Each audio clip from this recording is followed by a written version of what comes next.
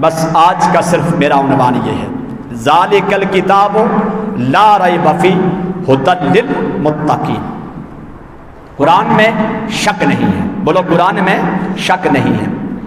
تو ہمیشہ ایک بات یاد رکھیں کہ دنیا کے اندر اللہ پاک نے بنی نوع انسان کو تخلیق کیا، پھر انسانیت میں اللہ پاک نے کم و بیش 1,24,000 کم و بیش انبیاء علیہ السلام کو مبعوث فرمایا، اور جب انبیاء کو مبعوث فرمایا تو انبیاء کی ضرورت حضرت انسان کو تھی۔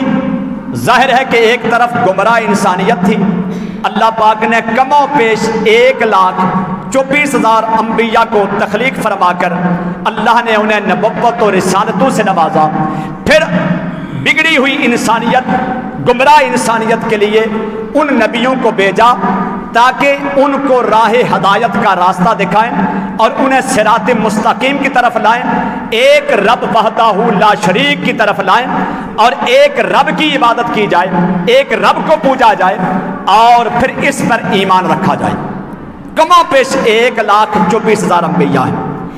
ہم سب کے نبی، نبیوں کے نبی امام الانبیاء علیہ السلام تمام انبیاء کے بعد تشریف لائے۔ ہمارے نبی سے پہلے 1,24,000 ہیں، اور سب سے آخر میں جو نبی آئے وہ ہمارے نبی ہیں۔ اب جس طرح سب سے آخر میں ہمارے نبی آئے تو ہمارے نبی کائنات کے لیے رحمت، آپ جب تشریف لائے تو اللہ پاک نے آپ کی آمد کا اعلان یوں فرمایا، وما ارسلناک الا رحمۃ للعالمین، اور نہیں بھیجا ہم نے آپ کو مگر تمام جہانوں کے لیے رحمت للعالمین بنا کر۔ میرے آقا کریم علیہ السلام رحمت للعالمین ہیں۔ جس طرح حضور کی ذات کائنات کے لیے رحمت للعالمین ہیں، اب چونکہ ضرورت تھی اس طرح کہ جس طرح آقا تو عالم علیہ السلام سارے جہانوں کے لیے رحمت للعالمین ہیں، اب نبی کریم علیہ السلام کی آمد کے ساتھ ہی اللہ جل سبحانہ و تعالی نے 40 سال تک مصطفیٰ کریم علیہ السلام کو اعلان نبوت کرنے سے منع فرمایا کہ محبوب آپ نے اعلان نبوت نہیں فرمانا، 40 سال تک آپ اپنی برادری، اپنے خاندان میں، اپنے گھر والوں میں، قریبی اور بعیدیوں میں آپ نے اعلان نبوت نہیں فرمانا، آپ نے 40 سال خاموش رہنا ہے۔ اور خاموشی کے 40 سال جو ہیں وہ اصل میں راز ہے، یا خدا جانتا ہے یا مصطفیٰ جانتا ہے۔ وہ کیا راز تھا؟ اس راز کے اندر، اس راز پر پردہ کیوں تھا؟ اس راز کے اندر کیا راز تھا؟ آج عزیزان گرامی میں صرف آپ کی چند ایک باتیں آپ کے گوش گزار کرنا چاہتا ہوں آپ کی توجہ، کہ ایک راز تھا جو کہ اللہ اور اس کے رسول کے درمیان تھا۔ جس وقت 40 سال پورے ہوئے، آقا دو عالم علیہ السلام غار حرا مکہ المکرمہ کی سرزمین پر، نبی کریم علیہ السلام ایک بلند ترین چوٹی پر ایک غار ہے جس کو غار حرا کہتے ہیں، آقا کریم اس غار کے اندر تشریف فرما ہے۔ اور نبی کریم علیہ السلام جب اس غار میں تشریف فرما ہے تو جبریل آمین تشریف لائے، اللہ رب العالمین کا وہ معزز فرشتہ جو تمام انبیاء کا صحابی ہے، آسمانی کتابوں کا حافظ ہے، اور میرے اور آپ کے پیارے نبی جناب محمد رسول اللہ کی ذات اطہر کے پاس تشریف لائے۔ جب جبریل تشریف لائے تو قرآن حکیم کی سورہ الگ کی پہلی 5 آیات میں پہلا الفاظ یہ آ کر عرض کیا کہ اقرا، اے محبوب پڑھیے، اقرا پڑھیے۔ تو اللہ کے رسول تاجدار کائنات ارشاد فرماتے ہیں، ما انا بقاری، میں پڑھنے والا نہیں۔ پھر جبریل کہتے ہیں اقرا، رسول اللہ فرماتے ہیں ما انا بقاری، میں پڑھنے والا نہیں۔ اب رسول کریم علیہ السلام نے بتا دیا کہ میں یہ پڑھنے والا نہیں बल्कि अल्लाह ने मुझे इस कायनात में मुअल्लम बना कर भेजा है, मैं तो मुअल्लम कायनात हूँ।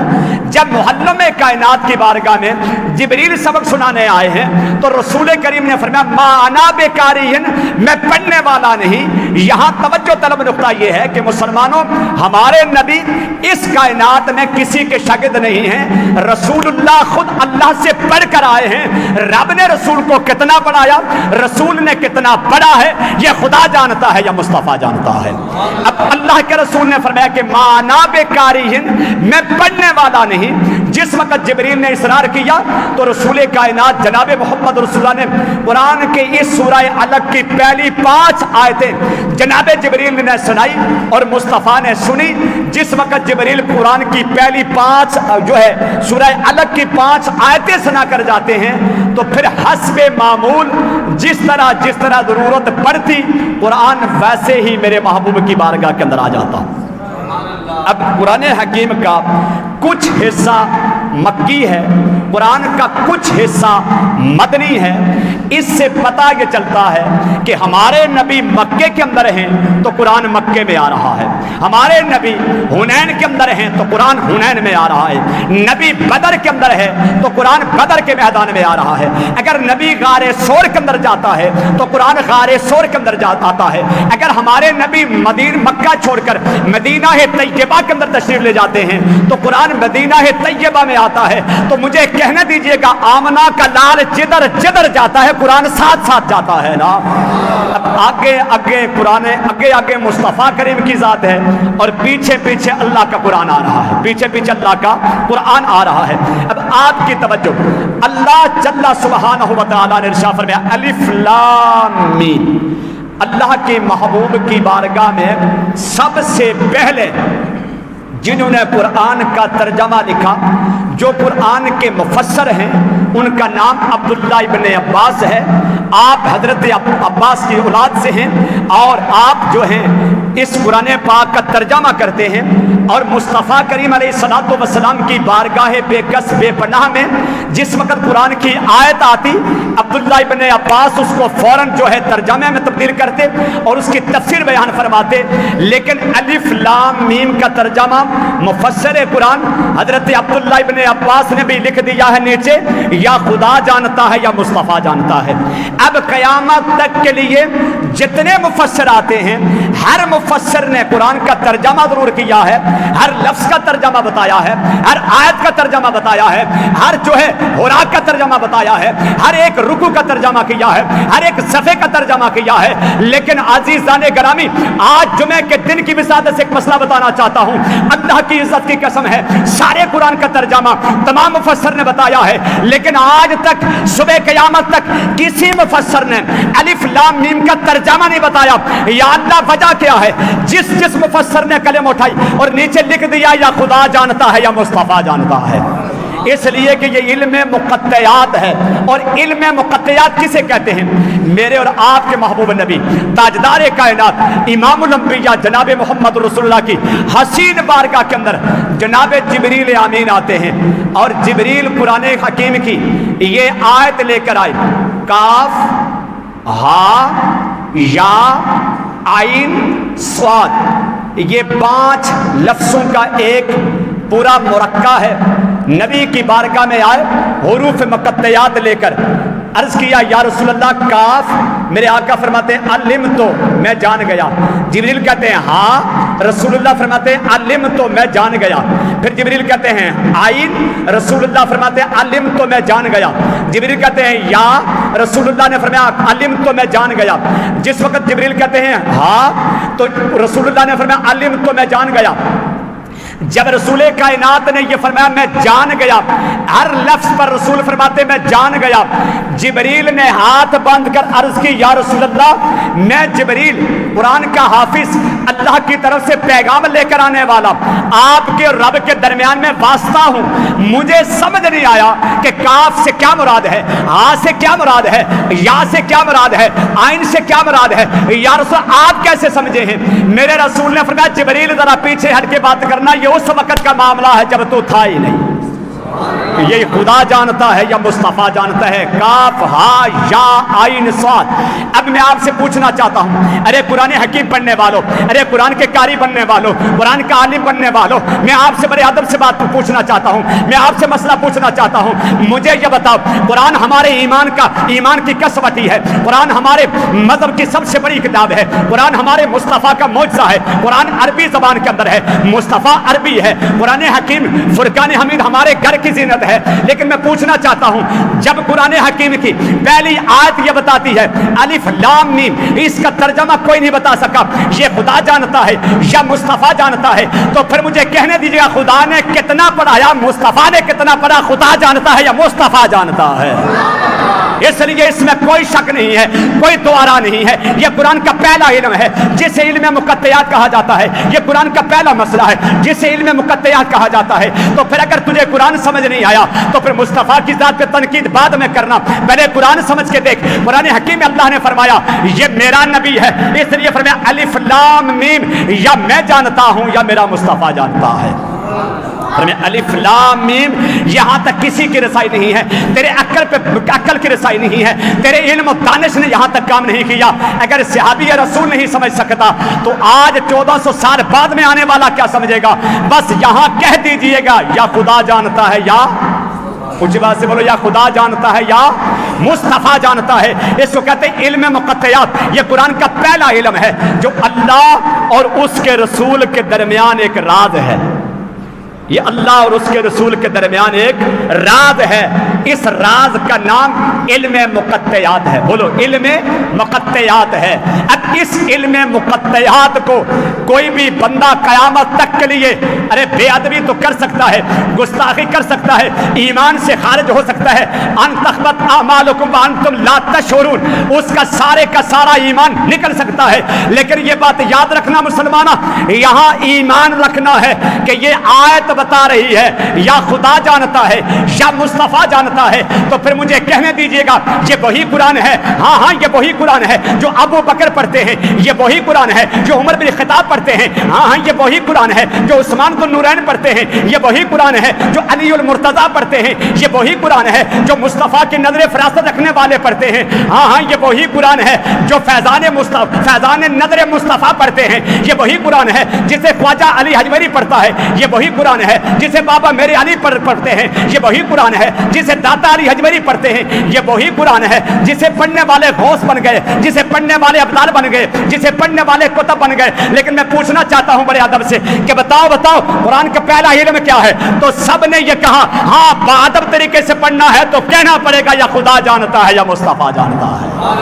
اس لیے کہ علم مقطعات یہاں تک کسی کی رسائی نہیں ہے، علم مقطعات یا خدا جانتا ہے یا مصطفیٰ جانتا ہے۔ میرے آقا کریم علیہ الصلوۃ والسلام نے صحابہ کو جب قرآن سمجھایا، میرے محبوب نے جس وقت صحابہ کو قرآن پڑھایا، آقا کریم کے غلاموں نے قرآن پڑھا، مصطفیٰ سے پڑھا۔ جب مصطفیٰ سے قرآن پڑھتے ہیں، میں قربان جاؤں ابو بکر تیری ذات پر، تو قرآن پڑھتا ہے تو صاحب قرآن سے پڑھتا ہے، علی تیری ذات پر قربان جاؤں تو قرآن سیکھتا ہے تو صاحب قرآن سے سیکھتا ہے، ارے حضرت عمر تجھ پہ میں قربان جاؤں 100 سواری تو قرآن پڑھتا ہے تو صاحب قرآن سے پڑھتا ہے، ارے عثمان بن نورین میں قربان جاؤں آپ کی ذات پر، آپ نے قرآن سیکھا ہے تو صاحب قرآن سے سیکھا ہے۔ مصطفیٰ کے غلام قرآن سیکھتے ہیں۔ آقا کریم علیہ الصلوۃ والسلام نے فرمایا ہاں صحابہ سن لو، جس نے قرآن کا ایک لفظ پڑھا، صحابہ سنو، جس نے قرآن کا ایک لفظ پڑھا، میرے آقا کریم نے فرمایا من قرأ من القرآن حرفا فلہ 10 حسنات۔ رسول اللہ نے فرمایا جس نے قرآن کا ایک لفظ پڑھا، میرے آقا فرماتے ہیں اس کے لیے اللہ 10 نیکیاں لکھ دیتا ہے اور اسے 10 اس کے گناہ معاف کر دیتا ہے، اس کے 10 درجے بلند کر دیتا ہے۔ رسول اللہ نے جب صحابہ کے مجمع میں فرمایا تو فرمایا میرے صحابہ ذرا سن لو، الف حرف، لام حرف، میم حرف، یہ 3 لفظوں کو رسول اللہ نے الگ پڑھا، الف حرف، لام حرف، میم حرف۔ رسول اللہ نے جب حروف مقطعات پڑھے، ان تینوں کو پڑھنے کے بعد میرے آقا ارشاد فرماتے میرے صحابہ جس نے یہ 3 لفظ پڑھے ہیں اللہ اس کو 30 نیکیاں عطا کر رہا ہے اور اللہ اس کے 30 درجے بلند کر رہا ہے۔ پھر اللہ اس کو 30 درجے بلند کرنے کے بعد اللہ اس کے 30 گناہوں کو معاف کر دیتا ہے۔ فرمایا الیفن حرف یہ ایک الگ حرف ہے، لامن حرفن الگ حرف ہے، میمن حرفن الگ حرف ہے۔ میرا وجدان اس حدیث کے بعد یہ کہہ رہا ہے، میرا وجدان یہ کہہ رہا ہے، اللہ کی عزت کی قسم ہے اگر رسول بتا دیتے الیفن سے کیا مراد ہے، لامن سے کیا مراد ہے، میمن سے کیا مراد ہے، رسول نے بتایا نہیں، صحابہ نے پوچھا نہیں، اس لیے کہ رسول نے بتایا نہیں، اس لیے نہیں بتایا یہ راز ہے یا خدا جانتا ہے یا مصطفیٰ جانتا ہے، یہ راز ہے خدا جانتا ہے یا مصطفیٰ جانتا ہے۔ آپ کی توجہ مسلمانوں، میرے آقا کریم علیہ الصلوۃ والسلام کے لیے اللہ نے جب قرآن کا نزول فرمایا تو قرآن حکیم کی پہلی آیت یہ کہہ رہی ہے الف لام میم، یا خدا جانتا ہے یا مصطفیٰ جانتا ہے۔ ارے میں اس ٹولے سے پوچھنا چاہتا ہوں جو کہتے ہیں نبی دیوار کے پیچھے کا نہیں جانتا، نبی اس جگہ کا نہیں جانتا، نبی فلاں علم نہیں جانتا، میں پوچھنا چاہتا ہوں مجھے یہ بتا کہ نبی کا استاد کون ہے؟ اگر تو مانتا ہے کہ نبی کا استاد اللہ ہے تو پھر یہ ماننا پڑے گا الف لام میم خدا نے کیا نہیں پڑھایا، مصطفیٰ نے کیا نہیں پڑھا ہے؟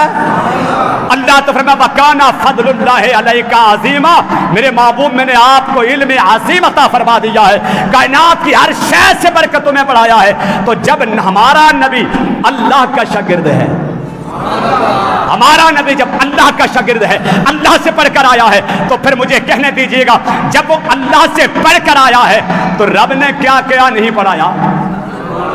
اگر یہاں علم مقطعات دیکھنا ہے تو قرآن کا پہلا لفظ ہے الف لام میم، یہاں انسان کی عقل جا کر یہاں دنگ رہ جاتی ہے، انسان کی سوچ یہاں بند ہو جاتی ہے، ارے انسان کی نظر یہاں سے آگے نہیں جاتی۔ الف لام میم مفسر قرآن عبداللہ ابن عباس صحابی رسول سے لے کر تو آج 14ویں صدی کے ایک مفسر تک سب نے قلم اٹھا کر لکھ دیا ہے الف لام میم، اس سے مراد خدا جانتا ہے یا مصطفیٰ جانتا ہے؟ فرمایا کہ ذالک الکتاب لا ریب فیہ، فرمایا اس کتاب میں شک نہیں ہے۔ اللہ کیا فرماتا ہے؟ اس میں شک نہیں ہے۔ ذالک الکتاب لا ریب فیہ، ارے اس میں شک نہ کرنا، اس لیے کہ پہلا جملہ فرما دیا، حروف مقطعات فرما دیے، فرمایا اے شک کرنے والو اگر آپ شک کرو گے آپ کا ایمان اندر سے نکل جائے گا۔ بولو جی بات سے، بولو جی بات سے، آپ کا ایمان اندر سے نکل جائے گا، اس لیے شک نہ کرنا۔ فرمایا الف لام میم یہ رب کا قرآن ہے، اللہ فرماتا میں فرماتا ہوں الف لام میم یہ میں نے فرما دیا ہے، اس لیے کہ الف لام میم یہ حروف مقطعات ہے اور حروف تہجی کے اندر موجود ہیں۔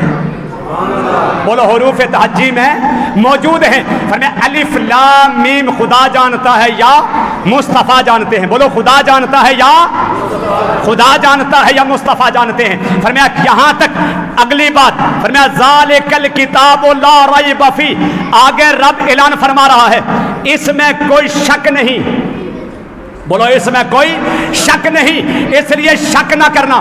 اے بچوں شک نہ کرنا، اس لیے کہ قرآن میرا ہے، یہ کتاب لا رائب ہے، یہ کتاب لا رائب ہے، اور تمہیں صرف یہ کتاب لا رائب تمہیں دی ہے واسطہ مصطفیٰ کے، ذریعہ مصطفیٰ سے، تمہیں معرفت مصطفیٰ سے ملا ہے، لہذا تو نے قرآن پڑھنا ہے تو اس انداز میں پڑھ کہ پہلے اپنے جسم کو پاک کر، پھر اپنے لباس کو پاک کر، پھر قبلے کی صف بیٹھ جا، پھر جس وقت رخ با قبلہ کر لے گا تیرا کام ہے باادب طریقے سے، تیرا کام ہے باادب طریقے سے قرآن پڑھنا۔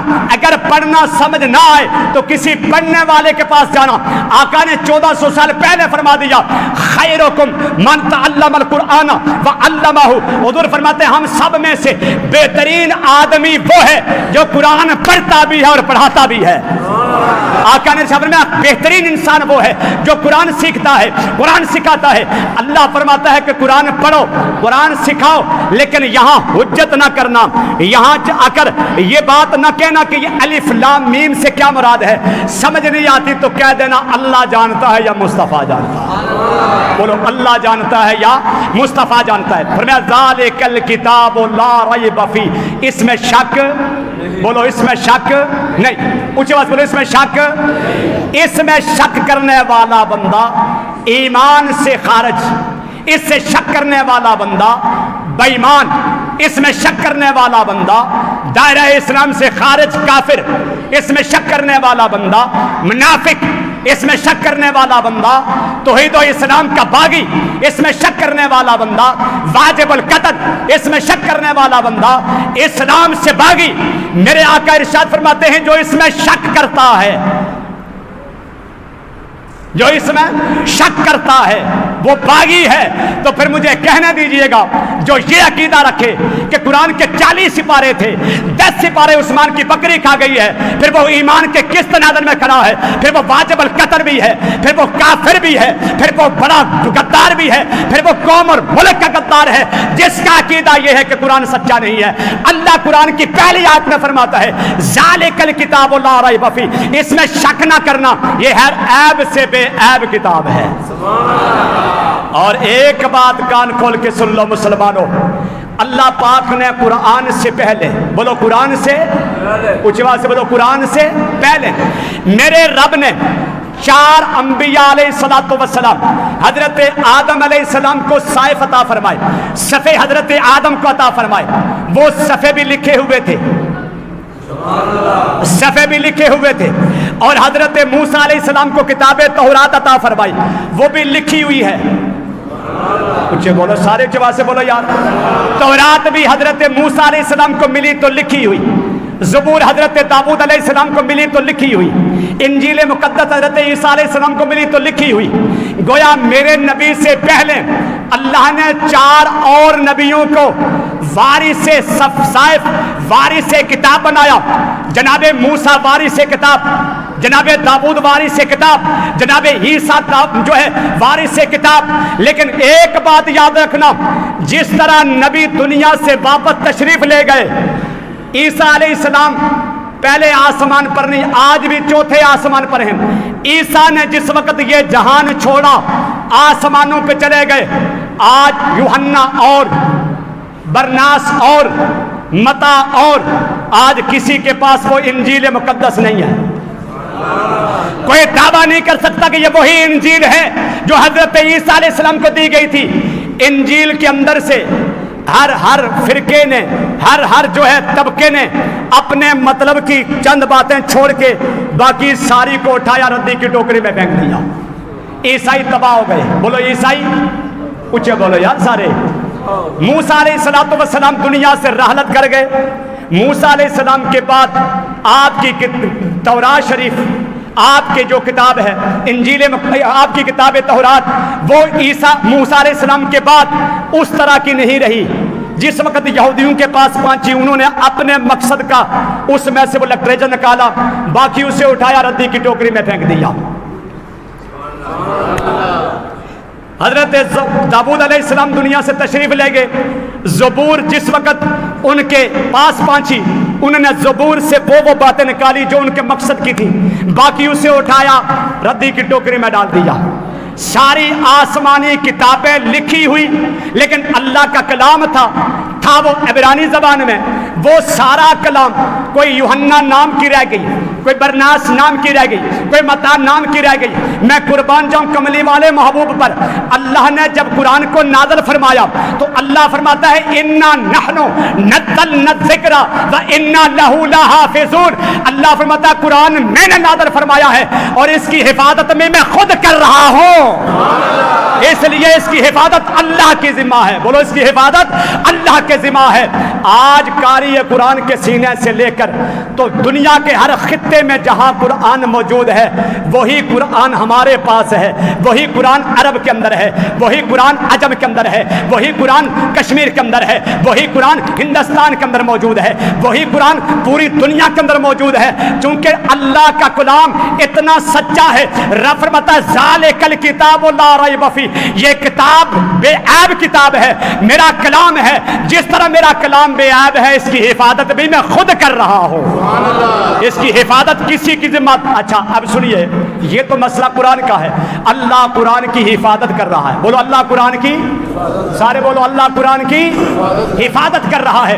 آج اگر اس مسلح رسول پہ کھڑے ہو کر 1400 سال بعد میں آنے والا کوئی امتی، اس 15ویں صدی کے لوگ اگر آج اس صدی میں بھی اگر کوئی بندہ قرآن حکیم کی تلاوت کرے اور اگر قرآن غلط پڑھے تو پیچھے صف میں کھڑے ہونے والے حفاظ برداشت نہیں کرتے. اگر ایک زبر کی جگہ زیر پڑی جائے تو حافظ لقمہ دیتا ہے حافظ صاحب زبر ہے یہاں، اگر زبر ہے تو زیر پڑی تو پیچھے بتاتے ہیں یہاں زبر تھا آپ نے زیر پڑھ لیا ہے. لیکن میں یہ بات پوچھنا چاہتا ہوں، یہ زیراں زبراں یہ تو جناب حجاج بن یوسف کے دور میں لگی. پہلا قرآن جو آسمانی قرآن ہے نہ اس میں زبر ہے نہ اس میں زیر ہے نہ اس میں شد ہے نہ اس میں مد ہے. تو پھر مجھے کہنے دیجیے گا میاں صاحب نے فرماتے ہیں، ارے میاں صاحب پٹوار کے میاں صاحب فرماتے ہیں، ارے میاں محمد بخش فرماتے ہیں کہ زیراں زبراں شدہ مدہ وچ شان نبی دے آئیاں. زیراں زبراں شدہ مدہ وچ شان نبی دے آئیاں، آما لوگا خبر نہ کائی خاصا رمضان پائیاں. آپ فرماتے ہیں کہ زبر لگی جب قرآن میں وہ بھی بے مثل، زیر لگی قرآن میں وہ بھی بے مثل، پیش آیا قرآن میں وہ بھی بے مثل. اس لیے کہ زبر مصطفیٰ کی عظمت بیان کر رہا ہے، زیر مصطفیٰ کی عظمت بیان کر رہی ہے، پیش مصطفیٰ کی عظمت بیان کر رہی ہے. تو جب قرآن اللہ کا ہے، قرآن کی حفاظت اللہ کر رہا ہے، تو کیا عقل والو، کیا دانش رکھنے والو، علم رکھنے والو، حضور کے امتیو، کیا میرے مصطفیٰ کی حفاظت کون کر رہا ہے؟ تو اللہ اسی قرآن میں فرماتا ہے، اللہ فرماتا ہے واللہ یعصمک من الناس. فرمایا سونیا جس طرح قرآن کی حفاظت بھی میری ذمہ داری ہے اور تیری حفاظت بھی میری ذمہ داری ہے.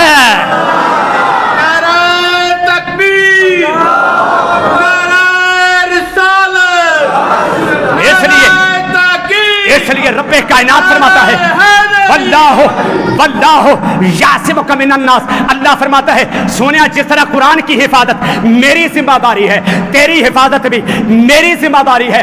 یہ جائے کہ بڑے بڑے دشمن، بڑے بڑے غدار قسم کے لوگ اگر آپ سے دشمنی کریں، میرے آقا فرماتے ہیں اگر میرا دشمن اگر مجھ سے اتنا دور ہو کہ 1 مہینے کی راہ اتنا دور ہو، میرے آقا فرماتے ہیں میرا رعب، میرا دبدبا اس پہ آ جاتا ہے اور اسے سوچنے پر مجبور کر دیتا ہے کہ میں جن کی مخالفت کر رہا ہوں، میں جن سے لڑنے کے لیے تیاری کر رہا ہوں، کیا میں کملی والے کے سامنے جا بھی سکوں گا؟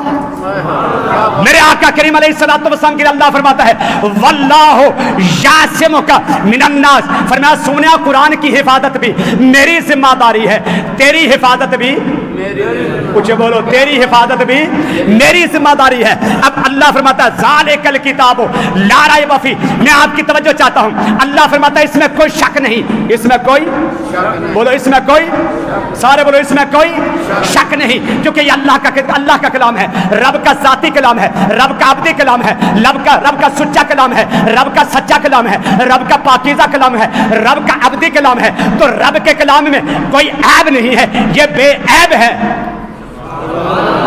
بولو اونچی بات سے بولو، یہ بے عیب ہے. اب آئیے مصطفیٰ کریم کی بارگاہ میں قرآن حکیم کی پہلی 5 آیتیں سورہ علق کی جب آتی ہیں، آقا کریم علیہ الصلوۃ والسلام کی بارگاہ میں، حسین بارگاہ میں، بارگاہ نبوت میں جس وقت قرآن آتا گیا، میرے آقا کریم مکے میں ہیں، قرآن مکے میں آ رہا ہے، مصطفیٰ مدینے میں، قرآن مدینے میں ہے، آقا آگے آگے ہیں، صاحب قرآن آگے آگے ہے، قرآن پیچھے پیچھے آ رہا ہے.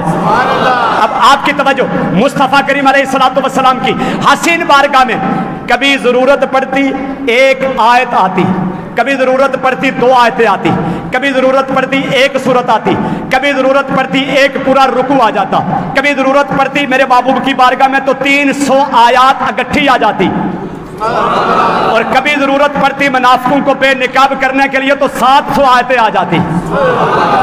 یہ اللہ کے رسول کی شان ہے، میرے محبوب کا یہ مقام ہے، میرے آقا میرے کملی والے محبوب کی یہ عزت ہے.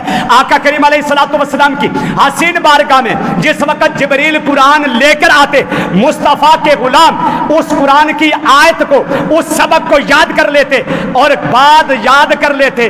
بعد کی ڈیوٹی تھی وہ قرآن کی آیتیں لکھ لیا کرتے تھے.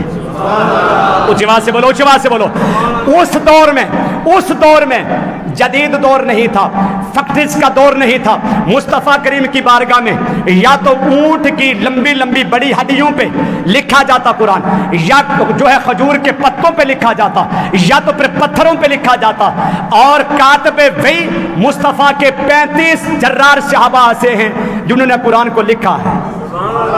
बोलो कुरान को लिखा है।